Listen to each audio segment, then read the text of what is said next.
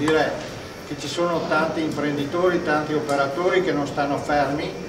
che cercano anche nuove vie, e per esempio quella di creare dell'evento, ma fa parte dell'evento, gli sposi non se ne accorgono, tutta una serie di posti di lavoro che un indotto del genere può creare.